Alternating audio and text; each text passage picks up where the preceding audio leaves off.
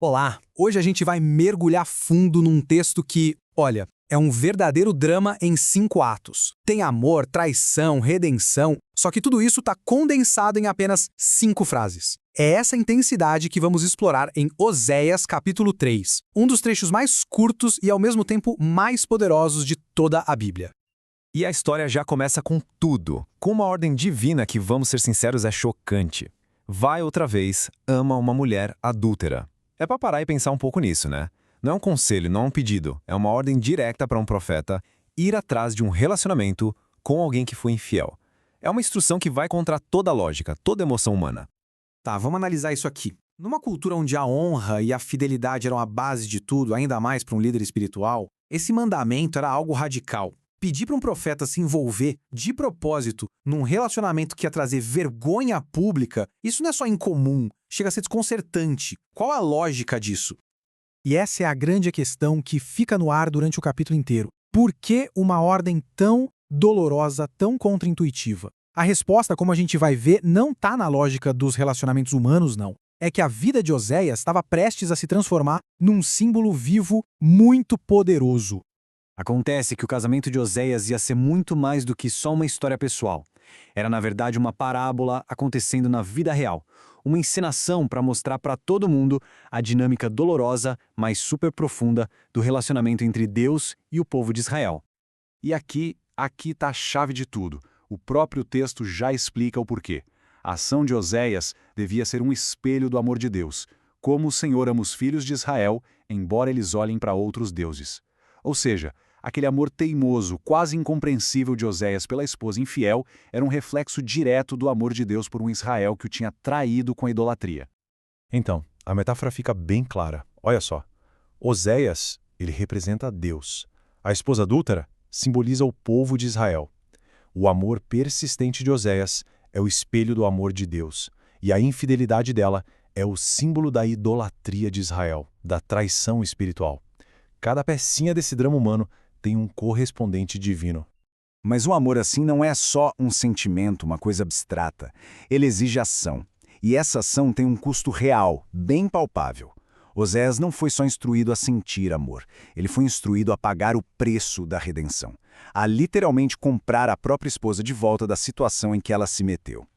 E o preço que ele paga é bem específico: 15 peças de prata. Para colocar isso em perspectiva, na época, isso era mais ou menos metade do preço de um escravo. O próprio valor do resgate dela já mostra o quão baixo ela tinha caído.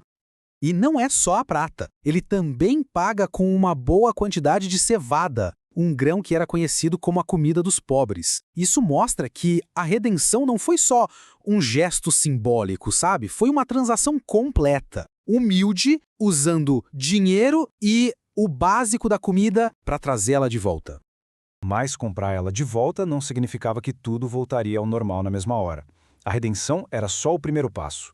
O que vem depois é um período importantíssimo de espera e disciplina, uma fase de purificação, que era necessária antes que a restauração completa pudesse acontecer.